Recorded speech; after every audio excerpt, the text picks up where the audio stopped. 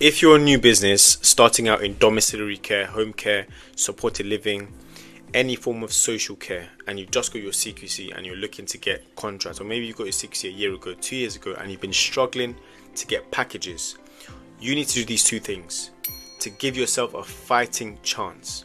Now, what gives me the credibility? Now, we've been helping providers for years before YouTube to win predominantly contracts and tenders with the ICBs, the NHS and local authorities in England.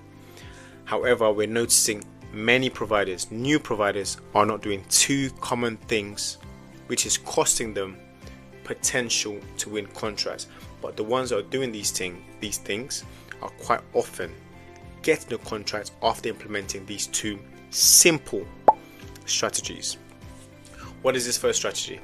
The first one often goes over a lot of people's heads. It seems very, very basic. However, this is simply the option to bid for contracts that do not require CQC.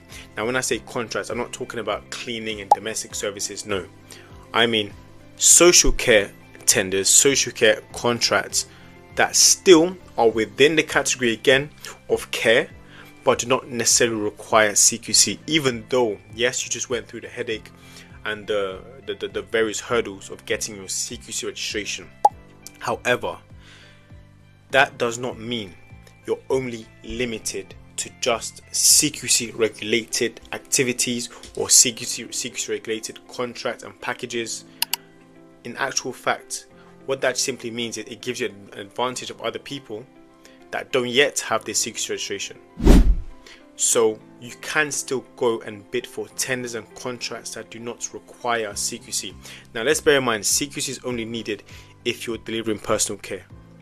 So if you're not delivering personal care, but you still have a regulatory license with CQC, all that does is give you an advantage of other people going for these contracts that do not even yet have CQC. So you need to utilize this to your advantage. Now, what are some examples of unregulated tenders that still fall within social care? These are your day services, day opportunities, companionship. So essentially, these are contracts where the council are quite often looking for providers to deliver day support, day services support. For example, this could be you hosting the service users or the individuals who require support within your home, or a home, I should say, where you're providing activities, engaging activities for them during the day. Could also be during the evening, but it's predominantly during the day. This could be, that's why it's called day services, but they could also be day and evening services. However, it is predominantly during the day. So you're providing services, activities for them from the time of 9 a.m., 10 a.m. to 3 p.m. to 4 p.m., 5 p.m., Monday to Friday. In some cases, weekends. You're getting paid guaranteed hours, Monday through to Friday. Let's say 10 to 5. That's essentially 8 hours a day, if I've got the maths right. 8 hours every single day, again, per individual. So this is an incredible opportunity, number one, for you to scale and actually begin growing your business, because you started this business to make money, let's be honest. So if you're not getting any packages, you going through this CQC registration is essentially a waste of time. So you need to make sure that you're exploring other contracts you can still apply for whilst still bidding or looking at scaling on the regulated activities. But quite often, number one, these day services pay a lot more, because again, you're getting guaranteed hours throughout the course of the week for a long period of time. For basically, your contract lasts for years on end with the local authority. Number two, you're getting sustainable income. Number three, you're gaining experience that is crucial for you to utilize in other tenders you bid for as well. Second thing you need to do, the second thing you need to consider, if you're also bidding, or not even bidding, if you're looking at scaling and growing your business without contracts, you need to make sure you attend market engagement events. Most of us who are new to care, also new to tendering, are not familiar with what market engagement events are. But essentially, these are typically events where the council run prior to publishing a tender. So before you see a tender out online or on Pro Contract or on government portals, there's typically always a market engagement event that they run. These events are hosted and run by the local authority or the NHS or the ICBs, but they are run by the buyer, let's call them buyer in this case, to assess the markets. Markets being get your opinion on the tender that they're about to put out, or if they've already thinking about putting tender out or the tender is weeks, months away from being put out, they're hosting these events to let you guys know, look, this is what's coming out.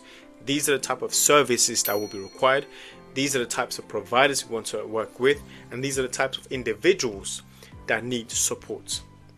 They're essentially hosting these events to discuss and engage with potential providers to let them know in advance that this tender is coming out, because again, the council is essentially advertising this tender because it's important for them to get the best providers to work with.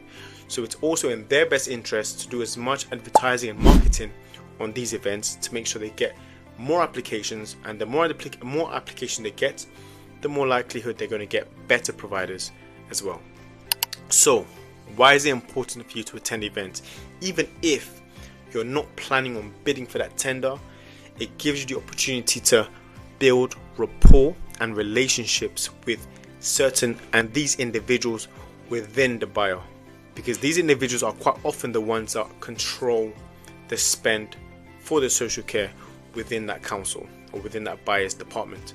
But if they know your name, if they don't know your name, then that doesn't benefit you in any shape or form. So you need to make sure you utilize these events to build relationships, build rapport. Of course, also understand the council that you're going to be working with. Understand what the key services are looking for, so you can build and basically mold your business to make sure it suits and works with that council to fulfill the needs that they're looking for. Again, even if you're not bidding for the tender, but of course you can already imagine the advantages it gives you if you're looking at bidding for that tender. Now you can see firsthand what the council or the buyer are looking for. So when the tender comes out, you already know how to address certain questions in advance. But even outside of the tender, just simply knowing your name gives you a step ahead that many other providers don't, because again, these providers didn't bother to attend the events, especially if these events are in person. If it's in person, your ability to network is more important than ever for your business, because a single meeting with the right person in that council, just simply building rapport, building engagements, building conversations, letting them know who you are, and speaking to them going on from there can only bear fruits, because you'll be the first name that they think of if and when an ad hoc requirement comes up, and you already demonstrated that you can deliver your services through some conversation you've had with them.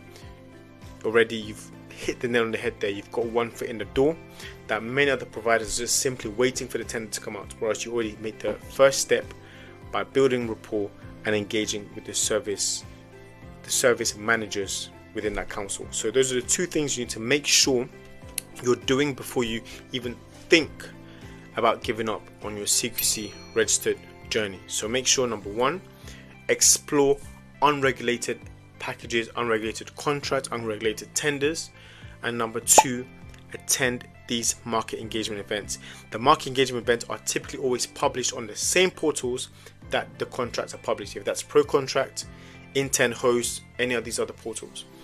Click on the link in the bio, is where we have BidSuite. On BidSuite, we also advertise potential market engagement event and also the tendering opportunities themselves, so you can get first-hand insights as soon as a tender comes up. You get a first-time alert and also the eligibility criteria to see if you qualify for the bid to begin with. But again, even beyond the bid, make sure you're doing these two things to give your business a chance at success.